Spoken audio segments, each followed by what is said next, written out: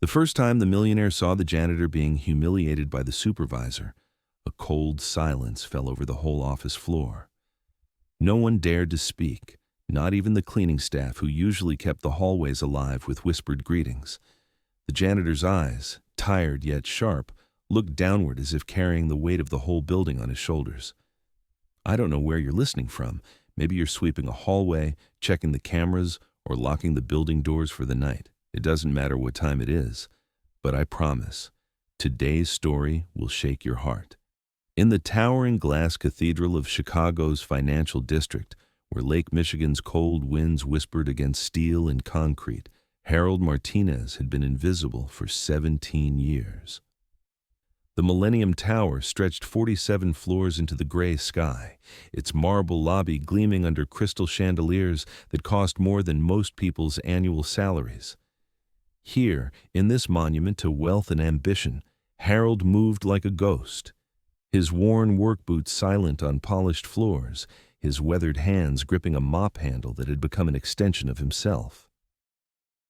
At 62, Harold's face told stories of patience carved deep into lined cheeks and eyes that held the wisdom of a man who had listened more than he had spoken.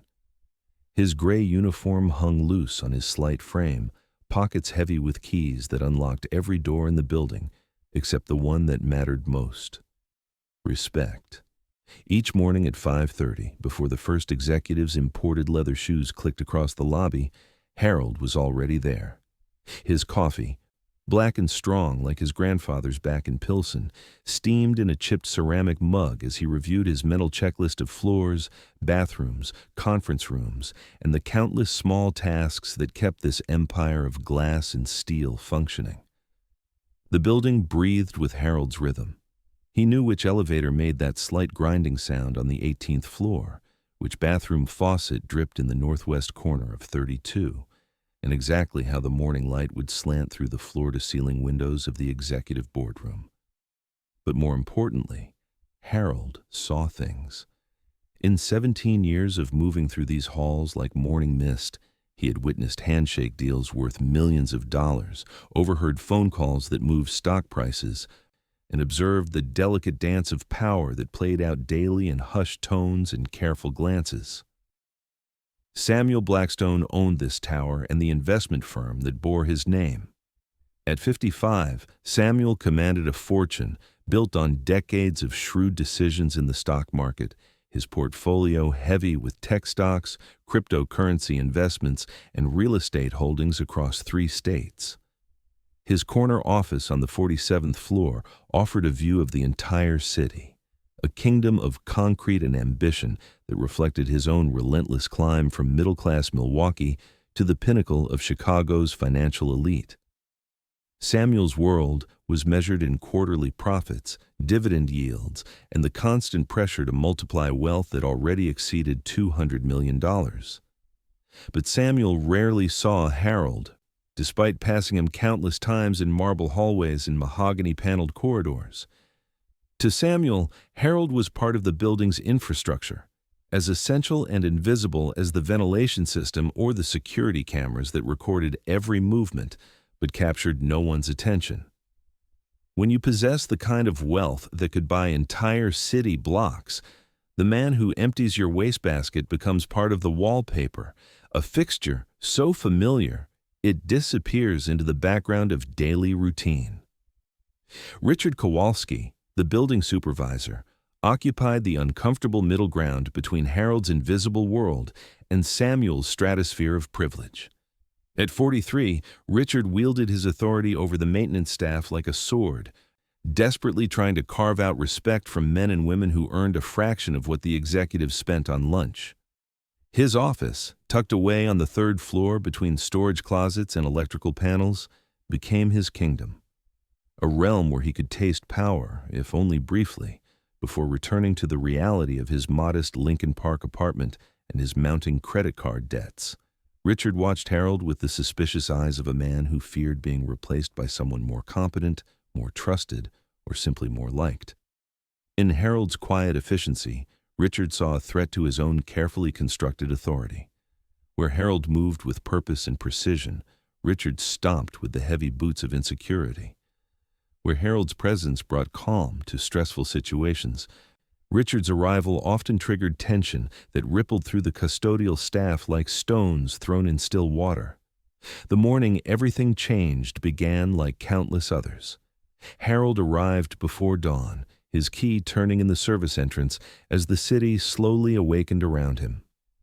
The familiar scent of floor wax and industrial disinfectant hung in the air as he began his rounds, checking each floor with the methodical care of a man whose pride was invested in work that others took for granted.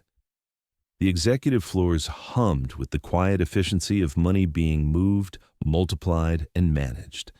Computer screens flickered with real-time stock prices, cryptocurrency exchanges, and investment portfolios that shifted like living things in response to global markets.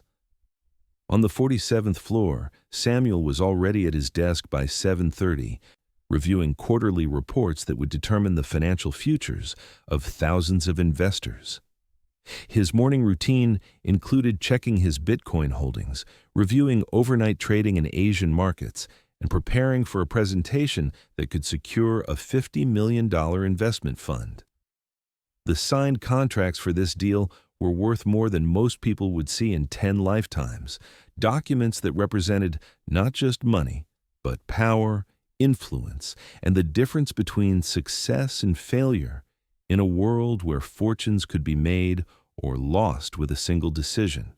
Harold had just finished mopping the 46th floor when the elevator doors opened to reveal Richard's scowling face.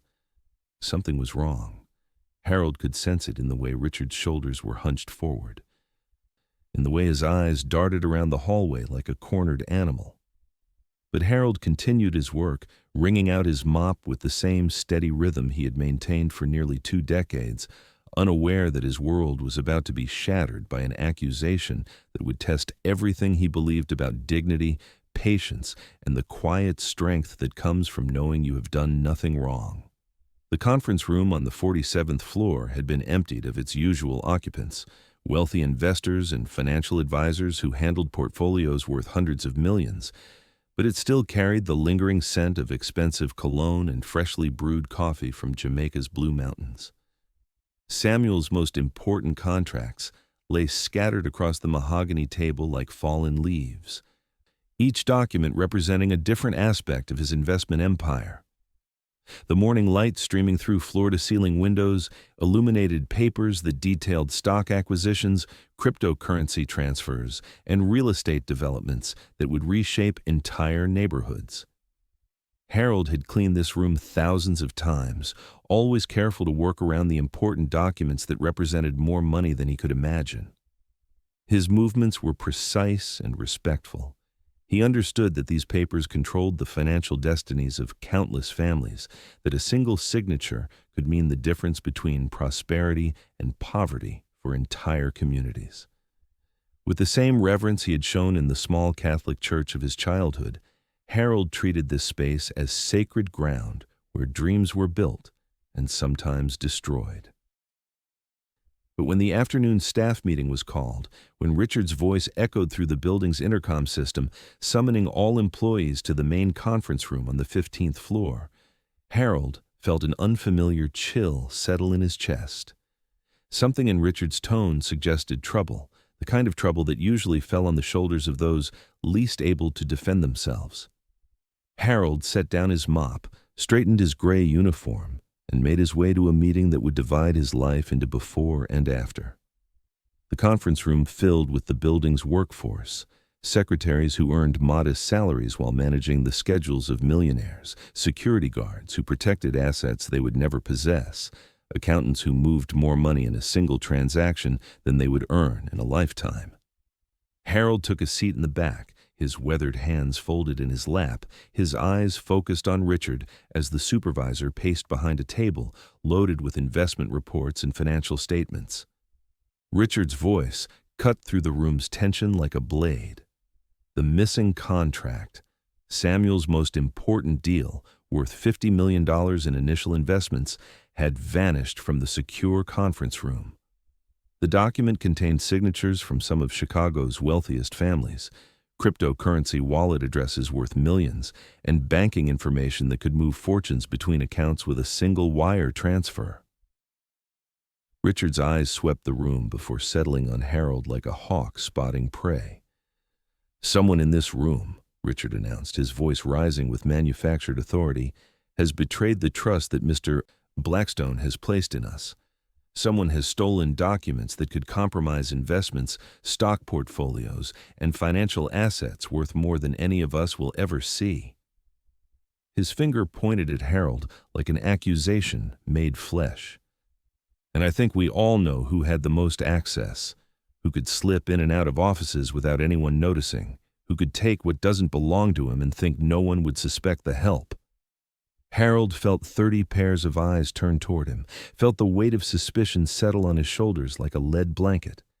His mouth opened, then closed, not because he couldn't speak, but because he understood that in rooms like this, words from men like him carried no weight. Richard continued his assault, mocking Harold's quiet demeanor, his simple clothes, his heavily accented English that still carried traces of his Mexican grandmother's influence despite 50 years in Chicago. "What does a janitor know about contracts worth millions?" Richard sneered, his voice dripping with contempt. "What does someone who pushes a mop understand about investment portfolios, about cryptocurrency, about the kind of money that moves through these offices every day?" The room remained silent, complicit in its inaction, while Harold absorbed each word like physical blows. Some staff members looked away, unable to meet his eyes, while others nodded along with Richard's accusations, finding it easier to blame the invisible man than to question their supervisor's judgment. Samuel wasn't present for this humiliation. He was 47 floors above, dealing with investors who controlled billions in assets, men and women whose fortunes dwarfed even his considerable wealth. But the echo of Richard's accusations would eventually reach him, filtered through office gossip and administrative reports, reduced to a simple narrative. The janitor had stolen important documents and would face appropriate consequences. Harold left the meeting in silence, his dignity intact, but his spirit wounded in ways that 17 years of faithful service could not shield him from. As he walked through hallways where he had once moved with quiet confidence, he felt the change in how others looked at him, or rather, how they now refused to look at him at all. Whispers followed in his wake, speculation about guilt and innocence that would poison his relationships with co-workers who had once greeted him with warm smiles and genuine respect. That evening, as Harold locked the service entrance and walked into the Chicago night, he carried with him not just the pain of false accusation, but the knowledge that truth and justice were luxuries that men like him could rarely afford.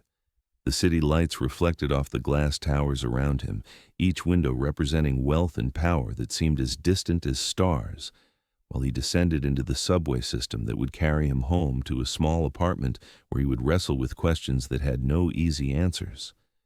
But Harold possessed something that his accusers had underestimated: patience forged in decades of quiet observation, integrity that could not be bought or sold, and a memory that recorded every detail of the injustice he had witnessed. The truth lived somewhere in this building of glass and steel, hidden among investment portfolios and cryptocurrency exchanges, waiting for the right moment to reveal itself. And Harold, despite his humble position in this hierarchy of wealth and power, would be the one to find it. The days following Harold's public humiliation stretched like a slow bleeding, each morning bringing fresh reminders of how quickly respect could turn to suspicion in the world of corporate wealth. The Millennium Tower continued its daily rhythm of financial transactions, millions of dollars flowing through investment accounts, Bitcoin transfers executed with digital precision, stock portfolios adjusted according to market fluctuations that could make or break fortunes. But Harold's place in this ecosystem had fundamentally shifted. Where once he had moved through executive offices with the invisible confidence of a trusted presence, now his every action was scrutinized by eyes that saw guilt in the simple act of emptying a wastebasket. The security cameras that had never bothered recording his movements suddenly became instruments of surveillance, their electronic gaze following him through marble corridors and oak-paneled boardrooms where wealthy investors discussed asset management and dividend strategies. Richard had achieved his goal of isolating Harold, but the victory felt hollow as building maintenance began showing signs of subtle deterioration. Bathrooms on the upper floors started showing water stains that Harold would have noticed immediately. The executive elevator developed a slight tremor that Harold's experienced ear would have detected weeks before it became problematic.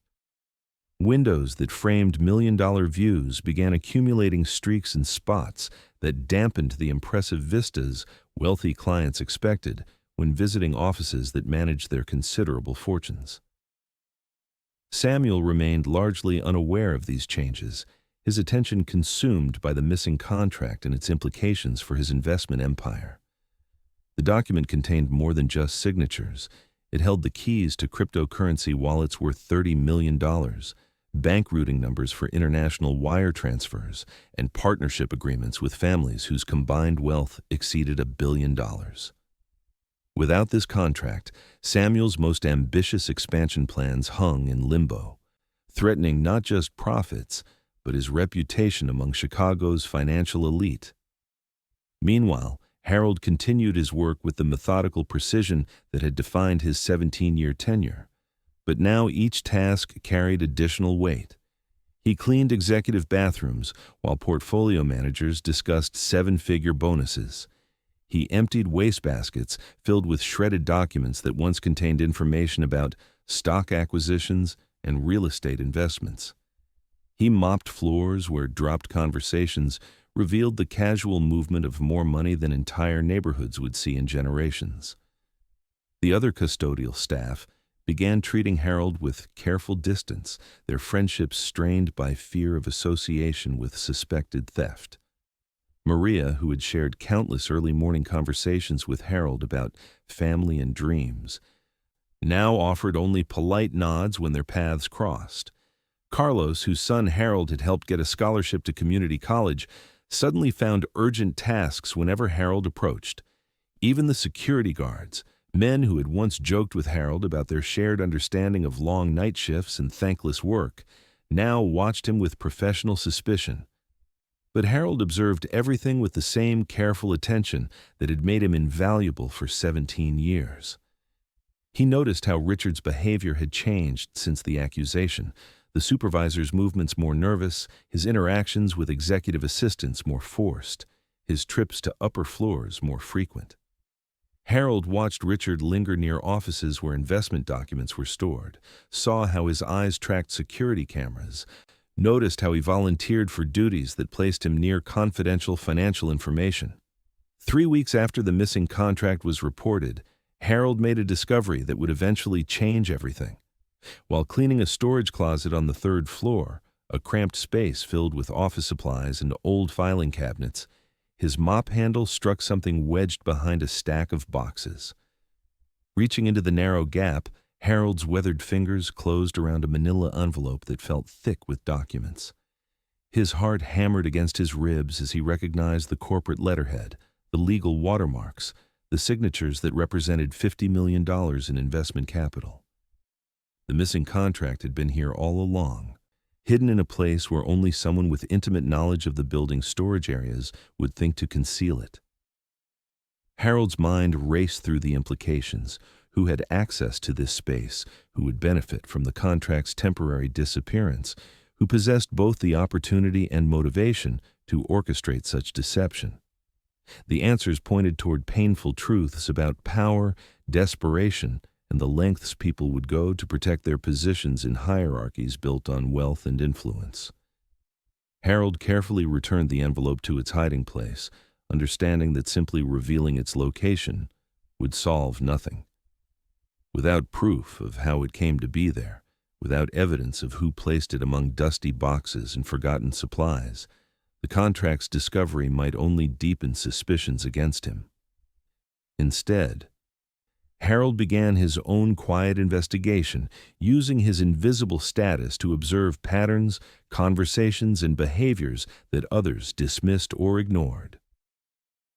Over the following weeks, Harold documented Richard's activities with the same meticulous attention he brought to cleaning schedules and maintenance logs. He noted times when Richard accessed areas beyond his normal responsibilities, recorded conversations overheard while emptying wastebaskets in administrative offices, observed meetings between Richard and financial staff that seemed to exceed the supervisor's legitimate duties. Slowly, a picture emerged of a man whose modest salary could never support the lifestyle he desperately wanted to maintain, whose authority over custodial staff masked deeper insecurities about his place in the building's hierarchy of wealth and power. The truth Harold uncovered was both simple and devastating.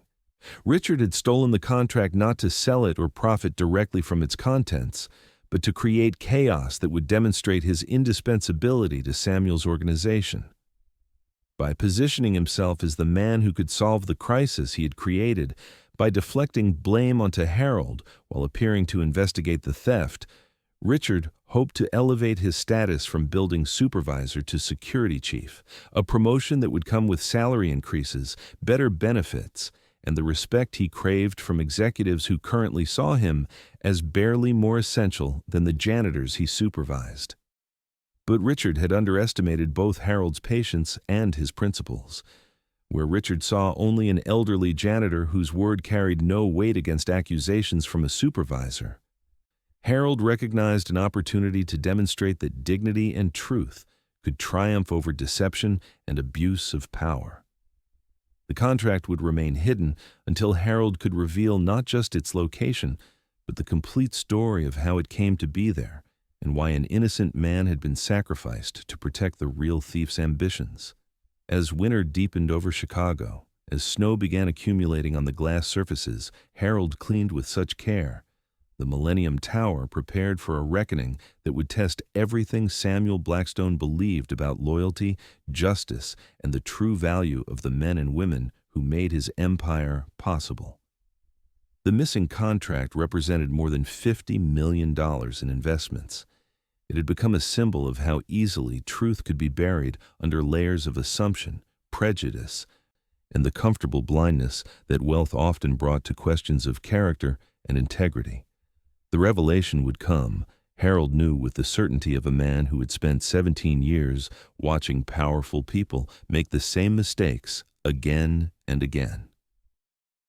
When it did, the truth would shine through the building's glass walls, like morning sun breaking through Lake Michigan's morning mist, illuminating not just the location of missing documents, but the hidden corruption that had nearly destroyed an innocent man's reputation. Harold's patience would be rewarded, his dignity vindicated, and his quiet strength acknowledged by the very people who had been so quick to believe the worst about a man whose only crime was being invisible to those who should have seen him most clearly. Winter in Chicago brought more than snow to the Millennium Tower. It brought the slow unraveling of Richard Kowalski's carefully constructed deception. As Harold continued his silent investigation, maintaining his duties with the same methodical precision that had defined his 17-year tenure, the building's ecosystem began showing signs of strain that extended beyond maintenance issues into the very heart of Samuel Blackstone's investment empire. The missing contract had created ripple effects throughout Samuel's financial operations. International investors, whose combined portfolios exceeded $500 million, began questioning the security protocols that protected their considerable assets. Cryptocurrency exchanges, where Samuel managed Bitcoin holdings worth over $40 million, implemented additional verification procedures that slowed transaction times and frustrated wealthy clients accustomed to instant access to their digital fortunes. Stock market opportunities that required quick decision-making slipped away, while legal teams worked to reconstruct documents that contained essential banking information and partnership agreements.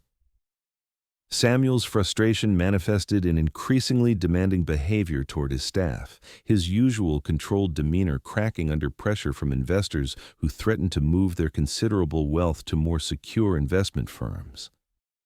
The man who had built a $200 million fortune through careful planning and strategic patience found himself losing control of situations that threatened not just profit margins, but the reputation he had spent decades constructing among Chicago's financial elite.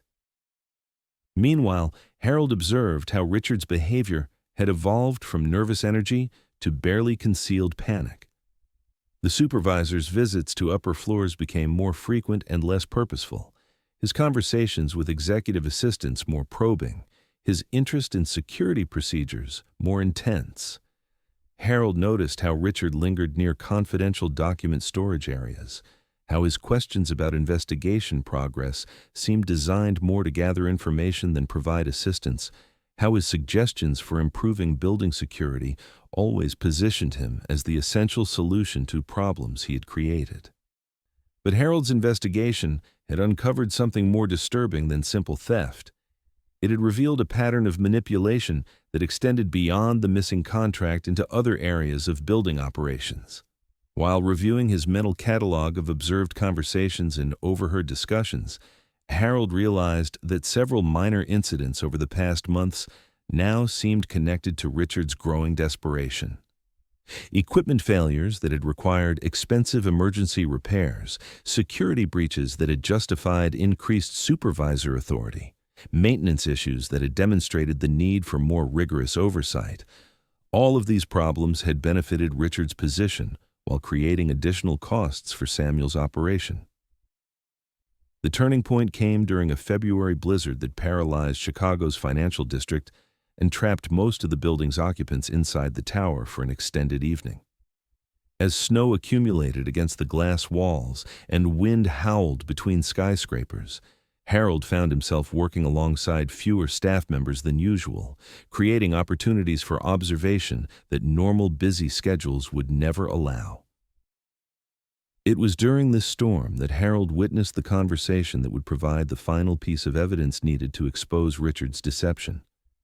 Hidden in a service corridor while replacing burned-out fluorescent bulbs, Harold overheard Richard speaking on his cell phone in what he clearly believed was a private conversation. The supervisor's voice carried the desperate tone of a man whose plans were failing, whose debts were mounting, whose carefully constructed facade was cracking under pressure he could no longer contain. Richard spoke about the contract's location, about his plans to discover it after sufficient time had passed, about his hopes that solving the crisis would earn him the promotion and salary increase he needed to address mounting credit card debts that threatened his Lincoln Park lifestyle. But what Harold heard next made his weathered hands tighten around the fluorescent tube he was installing. Richard discussed contingency plans that involved planting additional evidence against Harold if the first accusation failed to result in termination. The supervisor spoke casually about manufacturing proof of other thefts, about creating documentation that would ensure Harold's guilt appeared overwhelming, about using the janitor's immigrant background and modest education as weapons against him in any formal investigation. Harold remained motionless in the corridor long after Richard's footsteps faded, processing the implications of what he had witnessed. The storm outside seemed secondary to the tempest of emotions that raged through his chest: anger at the depth of Richard's betrayal, sadness at the revelation of such calculated cruelty, but also determination to ensure that truth would triumph over deception regardless of the personal cost. That night, as the blizzard continued its assault on the city, Harold made his decision. He would not simply reveal the contract's location. He would expose the entire conspiracy that had nearly destroyed his reputation and threatened his livelihood. Using skills developed over 17 years of invisible observation, Harold began documenting everything he had witnessed, creating a timeline of Richard's suspicious behavior, gathering evidence that would demonstrate not just the supervisor's guilt, but his deliberate framing of an innocent man. Harold's documentation process was meticulous and patient, reflecting the same attention to detail that had made him invaluable to building operations for nearly 2 decades. He recorded dates and times of Richard's suspicious activities, noted conversations that revealed the supervisor's financial desperation, documented instances where Richard had accessed areas beyond his normal responsibilities.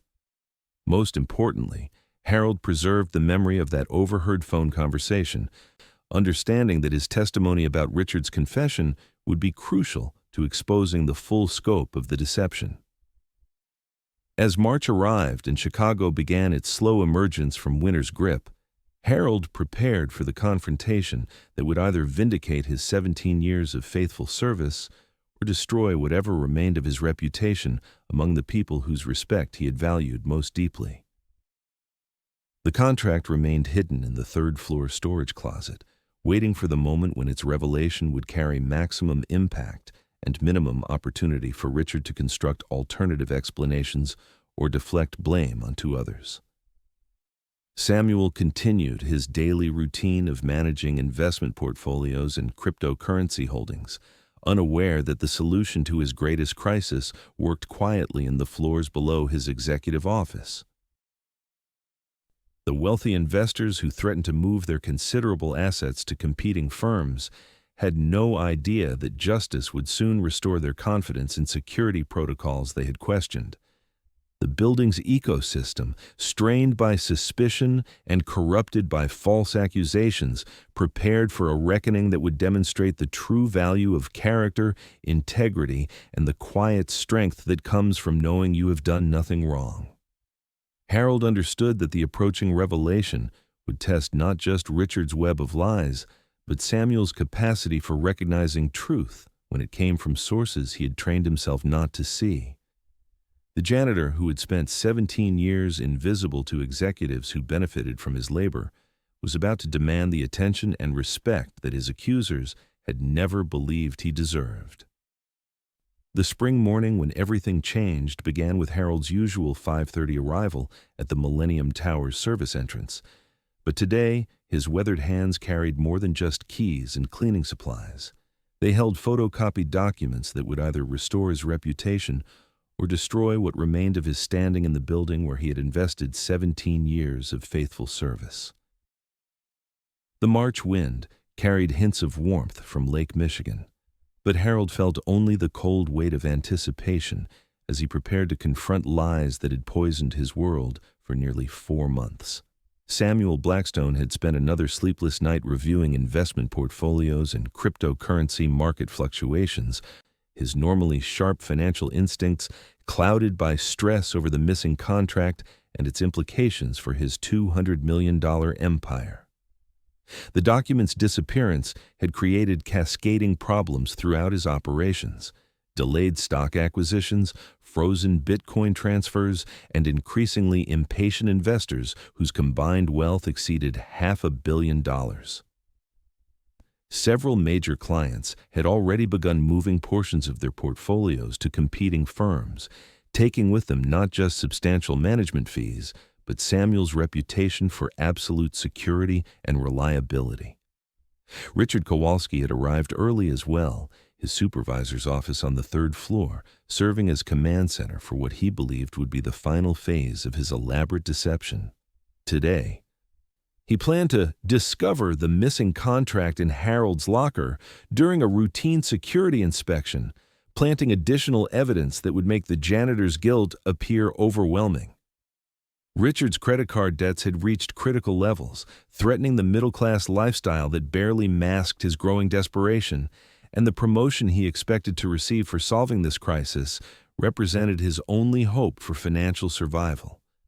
But Harold had spent the weekend preparing his own revelation, gathering evidence with the same methodical precision he brought to every task in his 17-year career. The photocopied documents included security logs showing Richard's after-hours access to restricted areas, telephone records revealing suspicious late-night calls, and most importantly, Harold's detailed timeline of suspicious behavior that painted a clear picture of deliberate deception and calculated cruelty. The morning staff meeting was scheduled for 8 o'clock in the main conference room, ostensibly to discuss new security protocols in response to the ongoing investigation.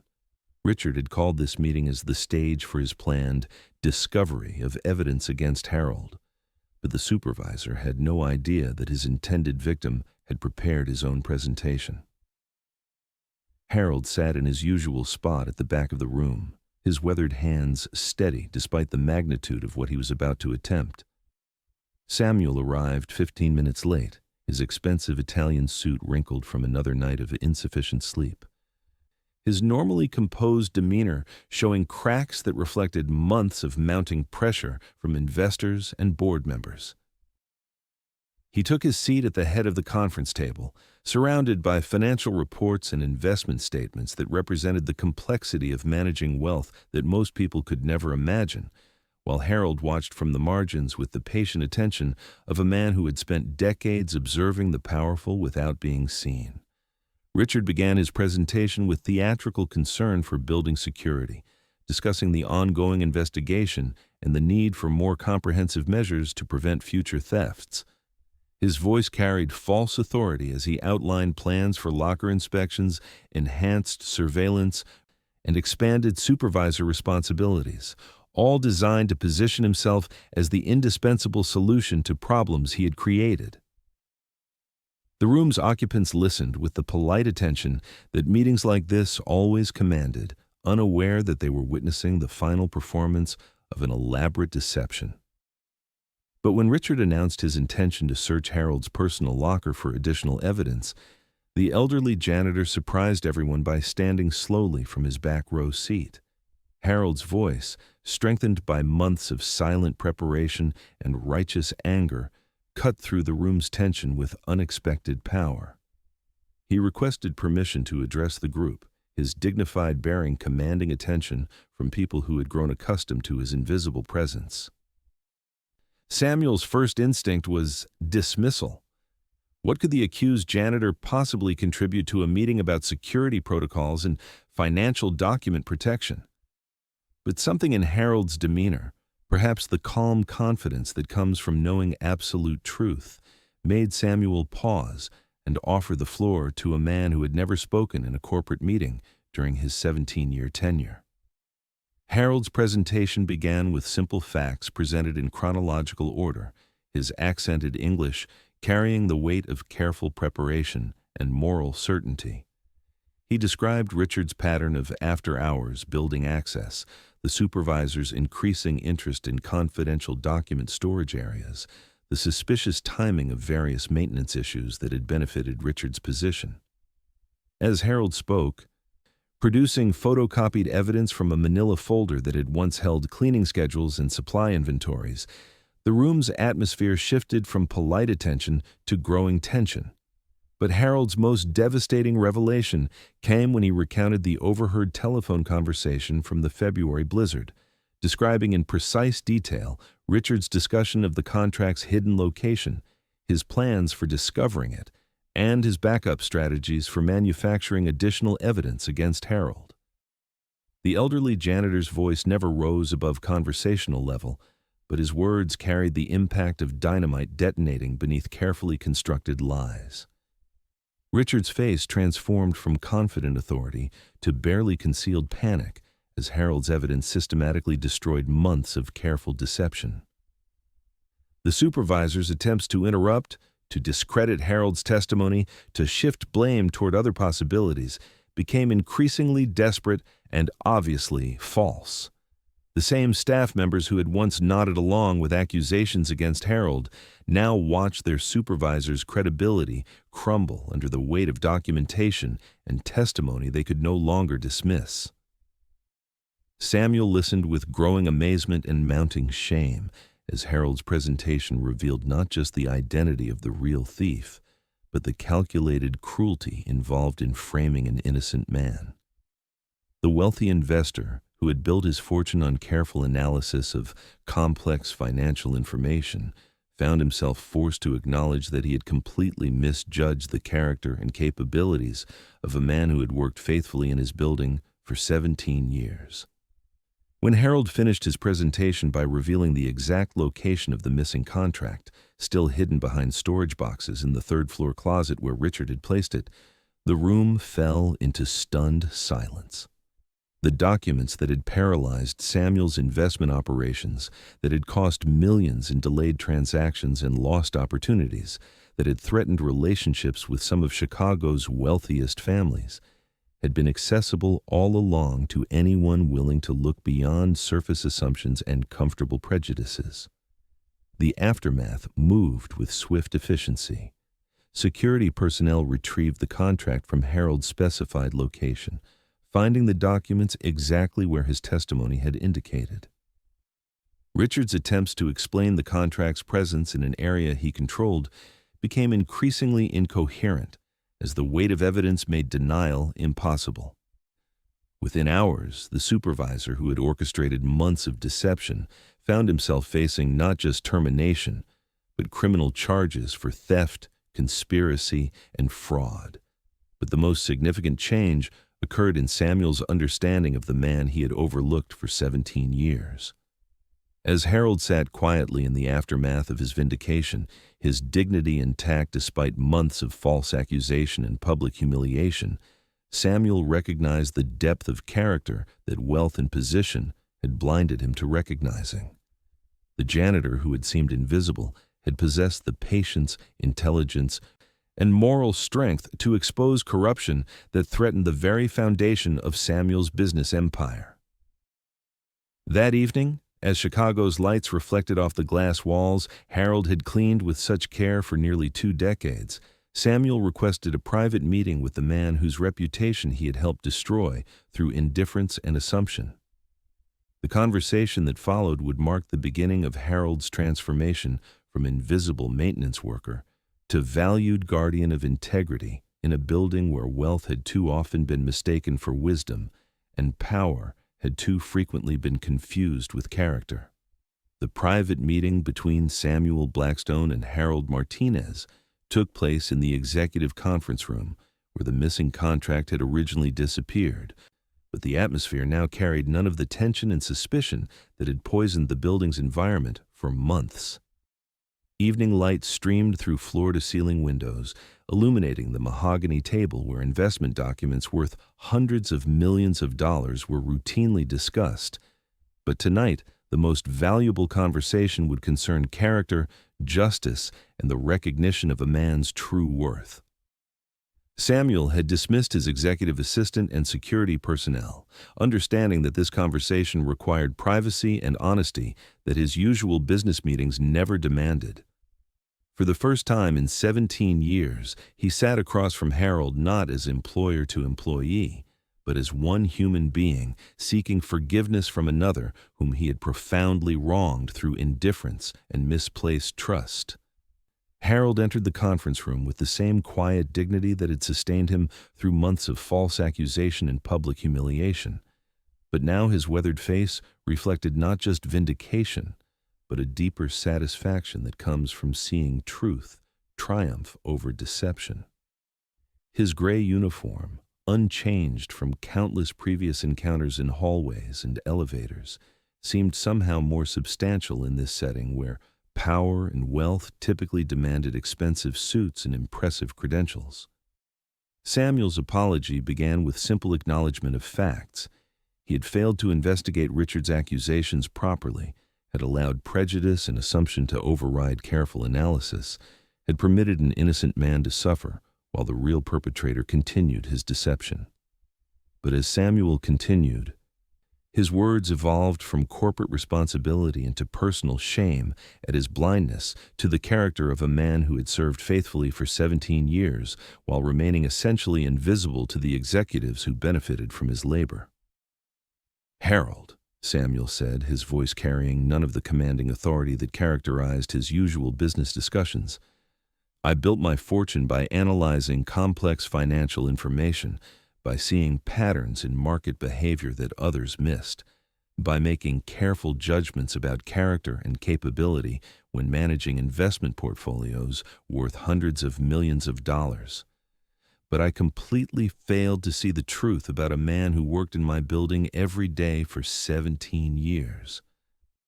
Harold listened with the patient attention that had defined his response to both accusation and vindication. His dark eyes reflecting not bitterness, but understanding of human fallibility that comes from decades of observing powerful people make the same mistakes repeatedly. When Samuel finished his apology, Harold's response revealed the depth of character that months of injustice had tested but never broken.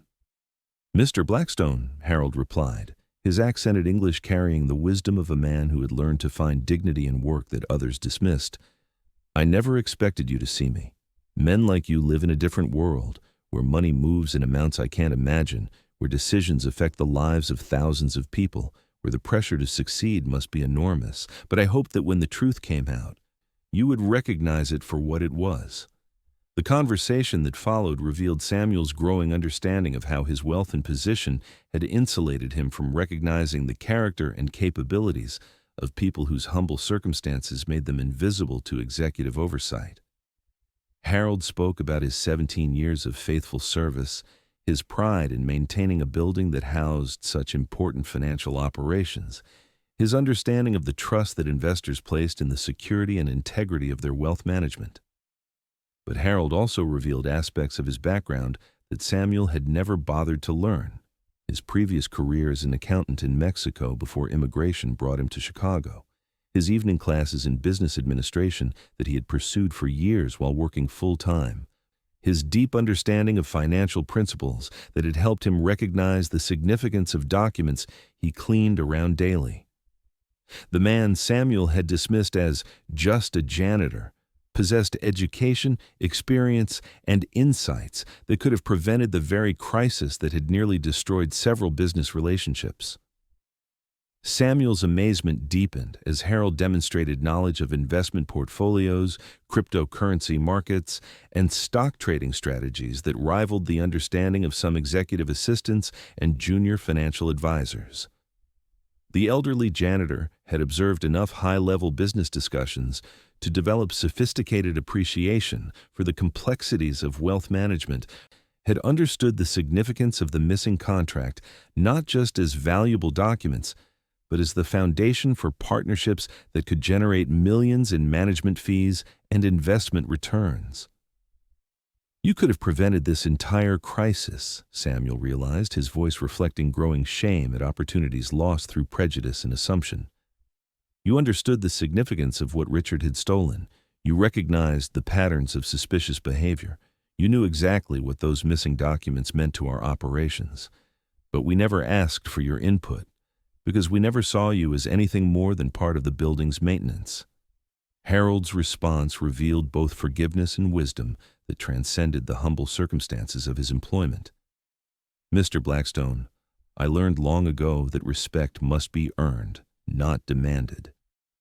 I could never force you to see me as more than a janitor, but I could control how I performed my duties regardless of recognition. My satisfaction came from knowing I did important work, even if others didn't understand its importance." As their conversation continued into the evening, Samuel began to envision possibilities that extended beyond simple restoration of Harold's reputation. The man who had demonstrated such patience under pressure, such integrity under accusation, such intelligence under dismissal, represented exactly the kind of character that Samuel's investment firm needed in positions of greater responsibility. The missing contract crisis had revealed weaknesses in security protocols, oversight procedures, and personnel evaluation that had made Richard's deception possible. But it had also revealed Harold's exceptional qualifications for addressing these vulnerabilities. Samuel's offer, when it finally came, reflected both justice for past wrongs and recognition of future possibilities. He proposed promoting Harold to Director of Building Security and Integrity, a newly created position that would utilize the janitor's intimate knowledge of the building's operations, his demonstrated character under pressure, and his sophisticated understanding of the financial activities that required protection. The salary would represent a dramatic increase from his custodial wages, but more importantly, the position would provide the respect and recognition that Harold had earned through 17 years of faithful service. Harold accepted Samuel's offer, not with excitement, but with the quiet satisfaction of a man whose patience and dignity had finally been rewarded. His new responsibilities would include not just building security, but personnel oversight, ensuring that the character failures that had enabled Richard's deception could never again threaten the integrity of operations that managed hundreds of millions in investor assets. As Harold left the conference room that evening, his weathered hands now carrying keys that symbolized trust and authority rather than mere custodial duties, he understood that his vindication represented more than personal justice. His story would become part of the building's culture, a reminder that character and integrity could not be evaluated by appearance, education, or social position, but only by the daily choices that define a person's true worth. The transformation of Harold Martinez from invisible janitor to trusted guardian of integrity would inspire not just the custodial staff who had watched his patient endurance of false accusation, but the executives who had learned the cost of judging people by superficial characteristics rather than authentic character. In a building where wealth was measured in millions and success was calculated in quarterly returns, Harold had demonstrated that the most valuable assets were honesty, patience, and the quiet strength that comes from knowing you have done nothing wrong. 2 years after Harold Martinez's vindication and promotion, the Millennium Tower had become something more than just another glass monument to Chicago's financial ambitions. It had evolved into a workplace where character was valued alongside competence, where respect was earned through integrity rather than inherited through position, where the lessons learned from one man's patient endurance of injustice had fundamentally changed how power and dignity were understood and distributed. Harold's office on the 45th floor reflected both his new responsibilities and his unchanged values. The space was modest compared to executive suites that occupied higher floors, but its windows offered sweeping views of Lake Michigan and the city, where he had spent 50 years building a life of quiet service and steady devotion to principles that wealth and power had tested but never broken. His desk, organized with the same methodical precision he had once brought to custodial duties, held reports and communications that demonstrated his growing influence over building operations and personnel management. The security protocols Harold had implemented went beyond preventing theft or unauthorized access. They created systems of accountability and respect that protected both valuable assets and human dignity. His background in both financial accounting and custodial operations gave him unique insights into vulnerabilities that purely academic training might have missed. Investment portfolios worth hundreds of millions now benefited from security measures designed by a man who understood both their financial significance and the practical challenges of protecting them. Samuel's investment firm had not only recovered from the contract theft crisis, but had grown substantially, attracting new clients who appreciated the enhanced security and integrity oversight that Harold's initiatives had created. Several wealthy families whose combined assets exceeded $1 billion specifically requested assurance that Harold's protocols would protect their cryptocurrency holdings, stock portfolios, and real estate investments. The quiet janitor, who had once been invisible to executive oversight, had become a selling point in presentations to prospective clients seeking absolute trustworthiness in their wealth management. But Harold's influence extended beyond security protocols into personnel policies that ensured character evaluation became part of hiring and promotion decisions. The building's custodial staff now included opportunities for advancement based on demonstrated integrity and competence rather than just longevity or supervisor preference. Several maintenance workers had received educational support to develop skills that qualified them for positions of greater responsibility, creating pathways for advancement that had never existed when Richard Kowalski controlled their opportunities. The morning Harold received news that would test his new position in ways he had never anticipated began with routine reviews of overnight security reports and building maintenance schedules. His weathered hands, now accustomed to handling documents that affected millions in investment assets, moved through daily communications with the same careful attention he had once devoted to cleaning schedules and supply inventories. But today's mail included an envelope that would challenge everything he had learned about forgiveness, redemption, and the complicated relationship between justice and mercy. Richard Kowalski's letter arrived through attorney channels, written from the federal prison where he was serving a 3-year sentence for fraud, theft, and conspiracy. The document was not a legal communication, but a personal appeal, carefully crafted to appear genuinely remorseful while obviously designed to secure Harold's support for early parole consideration. Richard's words acknowledged his crimes and Harold's suffering, but they also revealed a continued inability to understand the deeper character issues that had made his deception possible. Reading Richard's letter, Harold experienced a complex mixture of emotions that reflected 2 years of personal growth and expanded responsibilities. The man who had once endured false accusations with patient silence now possessed authority to influence Richard's future through testimony at parole hearings or communications with prison officials.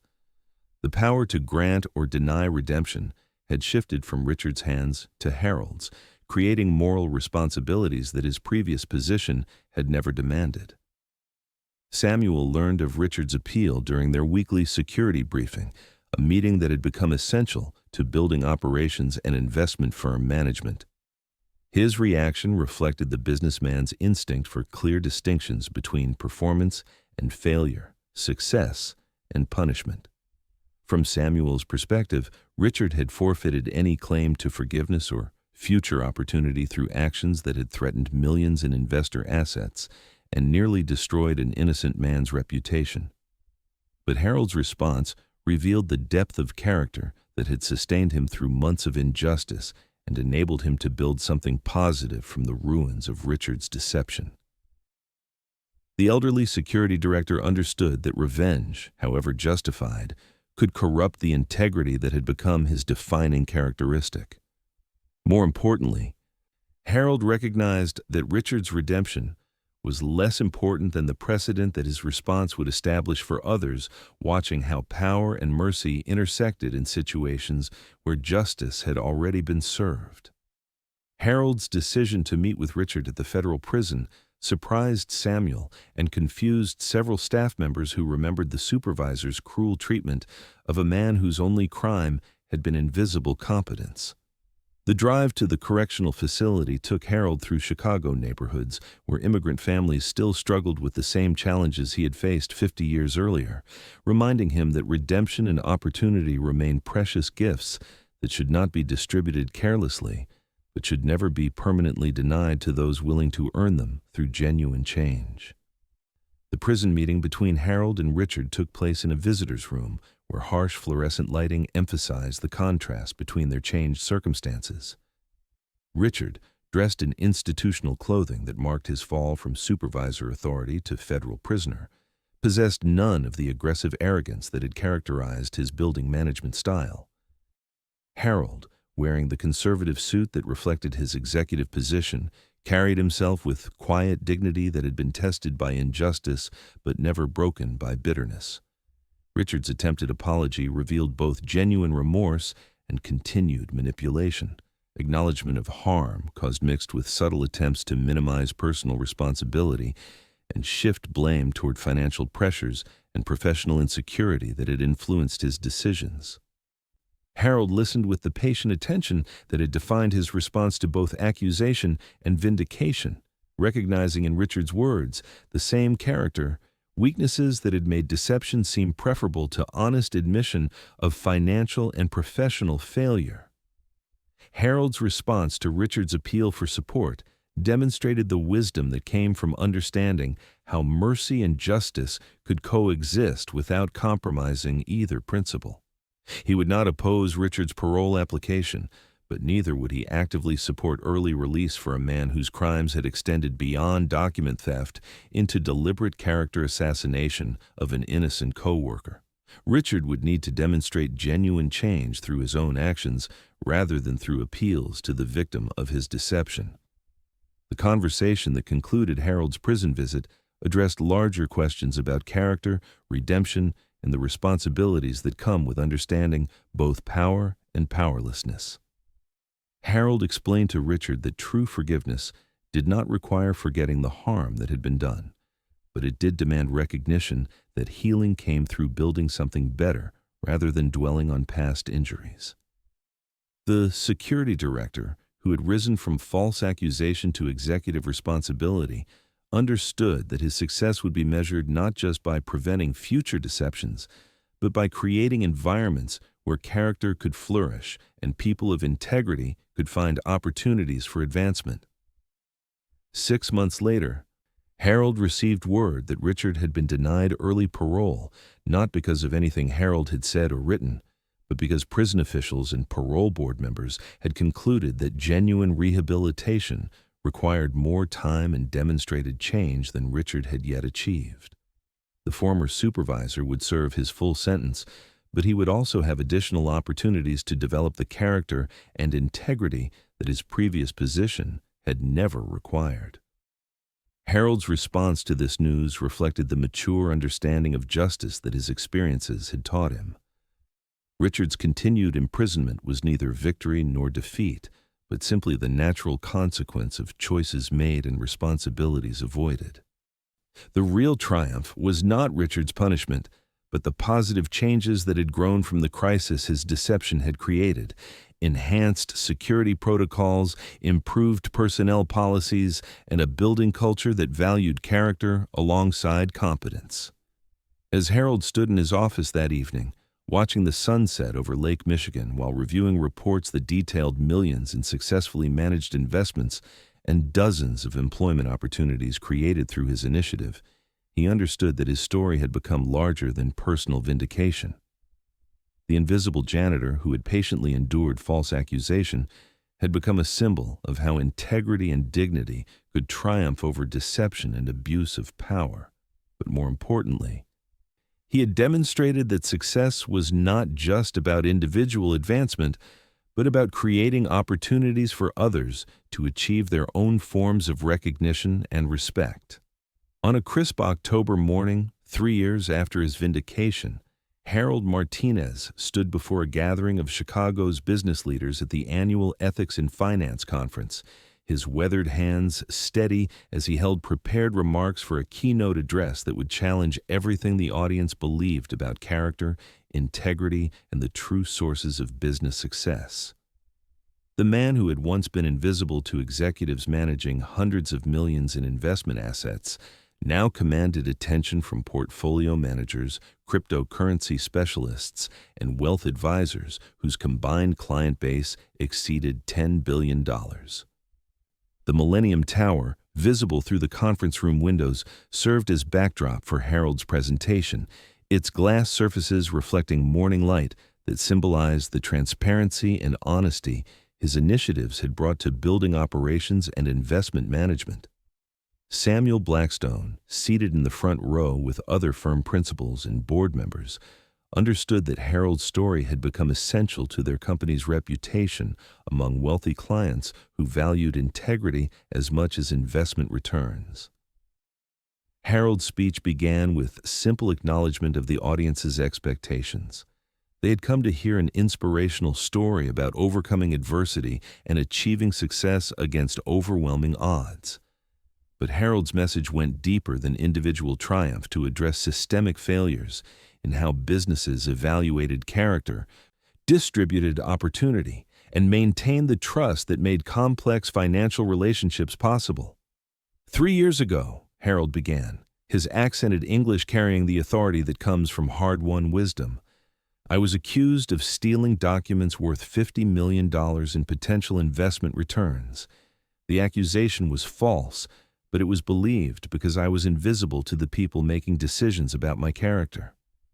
Today, I manage security for assets worth over $300 million, not because I became a different person, but because someone finally recognized the person I had always been. The audience listened with growing attention as Harold described the investigation that had exposed Richard Kowalski's deception, but his emphasis remained on lessons learned rather than personal vindication achieved. The elderly security director spoke about colleagues who possessed valuable skills and important insights, but remained overlooked because their humble positions made their contributions invisible to executive oversight.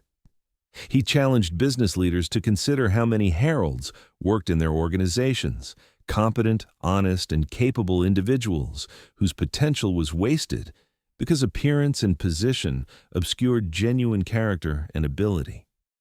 Harold's presentation included specific examples of how his background in both custodial work and financial accounting had provided unique insights into security vulnerabilities that purely academic training might have missed.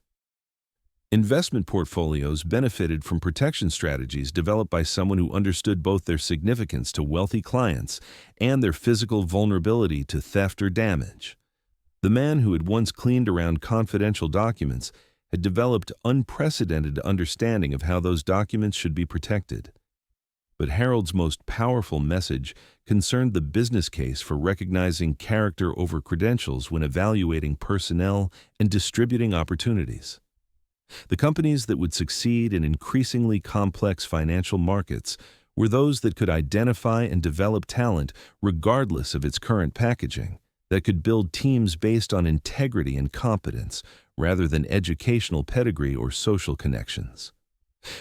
In my building, Harold explained to an audience whose members managed some of Chicago's largest investment portfolios, we now have former custodial workers serving as senior security analysts, former maintenance staff managing cryptocurrency protection protocols, and former night shift guards overseeing million-dollar wire transfer security.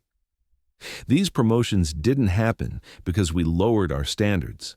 They happened because we raised them to include character traits that business schools don't teach, but that practical experience develops. Harold's speech concluded with a challenge that left many audience members reconsidering their own hiring and promotion practices. He urged business leaders to examine their organizations for unrecognized talent, to consider whether their evaluation systems favored appearance over substance, and to remember that the character traits most essential to handling significant wealth, patience, integrity, and discretion, were more likely to be found among workers who had been tested by adversity than among those who had been protected by privilege. The standing ovation that greeted Harold's presentation reflected not just appreciation for an inspiring story, but recognition of practical wisdom that could improve business operations and investment management. Several conference attendees approached Harold afterward with specific questions about implementing character-based evaluation systems and creating advancement opportunities for overlooked employees whose potential their organizations had never recognized. Samuel's introduction of Harold to potential clients had evolved from tentative explanation of unusual circumstances to confident presentation of competitive advantages that Harold's leadership provided. Wealthy families whose assets included substantial cryptocurrency holdings specifically requested Harold's oversight of their digital wallet security. Real estate investors whose portfolios involved complex international transactions insisted on Harold's protocols for protecting confidential documentation and wire transfer information. But Harold's greatest satisfaction came from watching colleagues who had once worked alongside him in custodial roles as they advanced to positions of greater responsibility and recognition. Maria Gonzalez, who had shared countless early morning conversations with Harold about family and dreams, now served as Senior Building Operations Coordinator, managing relationships with vendors and contractors while maintaining the same careful attention to detail that had characterized her cleaning duties. Carlos Rivera, whose son Harold had helped secure a college scholarship, had been promoted to lead maintenance supervisor, implementing preventive care protocols that had dramatically reduced emergency repair costs while improving building efficiency.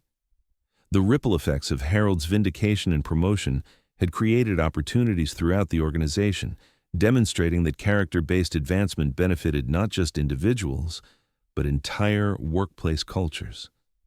The building's atmosphere had transformed from one of suspicion and hierarchy to one of mutual respect and shared purpose.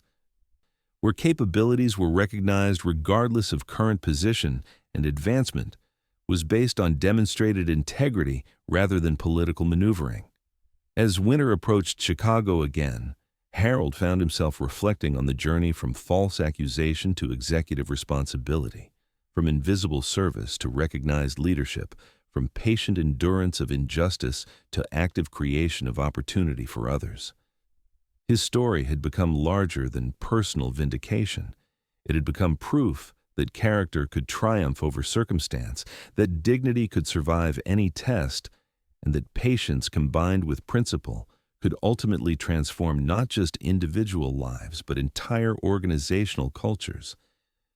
The man who had once moved through marble corridors invisible to executives managing hundreds of millions in investment assets now walked those same hallways as a respected leader whose character had been tested by injustice and proven through forgiveness, whose competence had been demonstrated through crisis and confirmed through success, whose dignity had survived humiliation and emerged stronger through the process of helping others find their own paths to recognition and respect.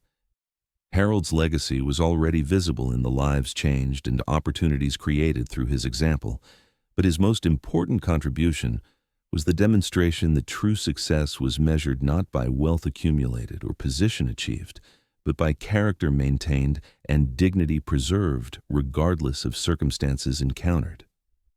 In a building where financial success was measured in millions and investment returns were calculated in percentages, Harold had shown that the most valuable assets were integrity, patience, and the quiet strength that comes from knowing you have done nothing wrong while working steadily to make things right. The winter morning when Harold Martinez looked back on 5 years of transformed life began in the penthouse office that Samuel Blackstone had offered him as Director of Corporate Integrity and Security Operations, a position that reflected not just Harold's rise from custodial work to executive responsibility, but the fundamental changes his story had brought to how the investment firm evaluated character, distributed opportunity, and maintained relationships with clients whose combined assets now exceeded $2 billion. Harold's daily routine still began before dawn, but instead of unlocking service entrances and preparing cleaning supplies, he now reviewed overnight security reports from buildings across Chicago, analyzed risk assessments for cryptocurrency holdings that fluctuated in value by millions each day, and coordinated with federal agencies investigating financial crimes that threatened the savings and investments of thousands of families who trusted Samuel's firm with their most precious assets.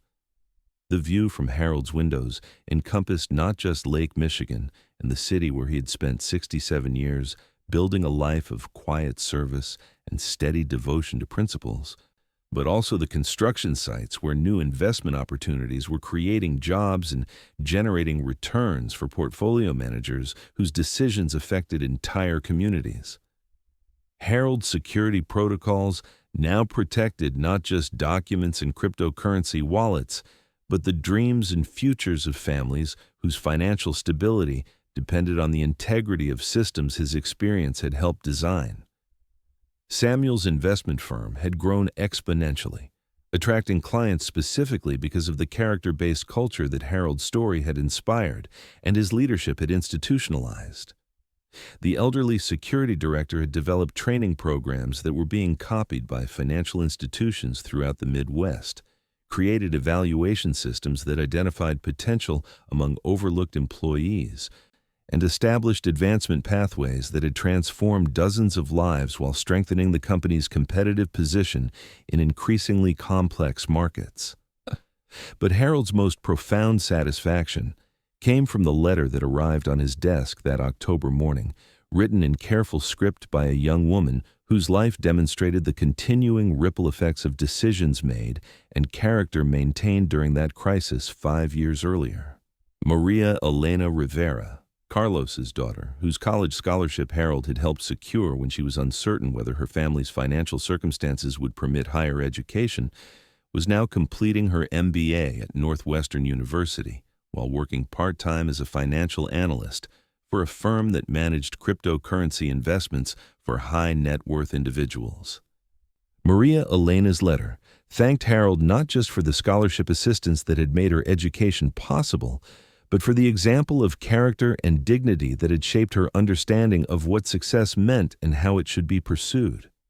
She wrote about classmates from wealthy families who struggled to understand why anyone would choose principles over profit, integrity over advancement, character over convenience. But she had Harold's example to guide her when those choices became necessary, when doing the right thing required rejecting easier alternatives that promised faster results with greater risks to conscience and reputation. "Mr. Martinez," she wrote, "when I face difficult decisions in my career, I remember the way you handled false accusations with patience instead of bitterness. The way you created opportunities for others instead of focusing only on your own advancement. The way you proved that character is more valuable than any amount of money in any investment portfolio. You showed me that success is not just about achieving your goals, but about maintaining your dignity while helping others achieve theirs." Harold read Maria Elena's letter while reviewing reports about the scholarship program he had established using part of his executive salary, an endowment that now provided educational opportunities for children from working families throughout Chicago, with preference given to those whose parents worked in custodial, maintenance, or security positions. The program had funded over 40 college educations, creating teachers, engineers, accountants, and business managers whose careers were building stronger communities while honoring the dignity of the service work that had made their opportunities possible. The scholarship recipients' achievements reflected Harold's understanding that advancement should create obligations to help others find their own paths to recognition and success. Several program graduates had returned to work for Samuel's firm, bringing diverse perspectives and authentic appreciation for character-based evaluation that enhanced the company's ability to serve clients from all economic backgrounds. Others had started their own businesses, often focusing on financial services for working-class families whose modest assets deserved the same careful management that wealthy investors expected from premium firms. As Harold prepared for his afternoon meeting with Samuel and the board of directors, he reflected on how completely his understanding of success and significance had evolved over the past 5 years. The man who had once measured achievement by the cleanliness of floors and the security of locked doors now evaluated his contributions by the opportunities created for others, the integrity maintained under pressure, and the dignity preserved despite circumstances that could have justified bitterness, revenge, or withdrawal from community involvement. The board meeting that afternoon would address Harold's proposal to establish a national network of character-based training programs for financial services companies, sharing the principles and practices that had transformed Samuel's firm into an industry leader in both investment returns and workplace culture. Several major corporations had already committed to pilot programs, understanding that Harold's methods for identifying and developing overlooked talent could provide competitive advantages in markets where trust and integrity were becoming increasingly valuable differentiators. But the meeting's most important agenda item was Harold's announcement of his gradual transition to emeritus status, a change that would allow him to focus on writing, speaking, and consulting while maintaining oversight of the security and integrity systems he had developed. At 72, Harold understood that his most important contribution was not his continued direct involvement in daily operations, but the preservation and transmission of lessons learned through 5 years of demonstrating that character, combined with opportunity, could transform not just individual lives, but entire organizational cultures. Harold's successor would be Carlos Rivera, the former maintenance worker whose competence and integrity had flourished under Harold's mentorship, and whose understanding of both practical operations and ethical leadership made him ideal for continuing the work that Harold had begun. The appointment represented more than individual advancement. It symbolized the complete transformation of how the organization identified and developed leadership talent, moving from traditional credential-based selection to character-focused evaluation that recognized potential regardless of current position or background. As evening approached and Harold prepared to leave the office where he had spent 5 years proving that dignity could survive any test and character could triumph over any circumstance, he paused to look once more at the city lights that had witnessed his journey from invisible janitor to recognized leader, from false accusation to authentic vindication, from patient endurance of injustice to active creation of opportunity for others who faced similar challenges. The man who had once moved through marble corridors, invisible to executives managing hundreds of millions in investment assets, was now leaving behind systems and principles that would continue creating opportunities long after his direct involvement had ended. Harold's legacy was not just his personal success, but the demonstration that true achievement was measured by character maintained, dignity preserved, and opportunities created for others to find their own paths to recognition and respect. And have you ever felt invisible while you were the one holding everything together? Have you been blamed for someone else's mistakes simply because you were available to accuse? Have you maintained your character despite circumstances that made bitterness seem justified?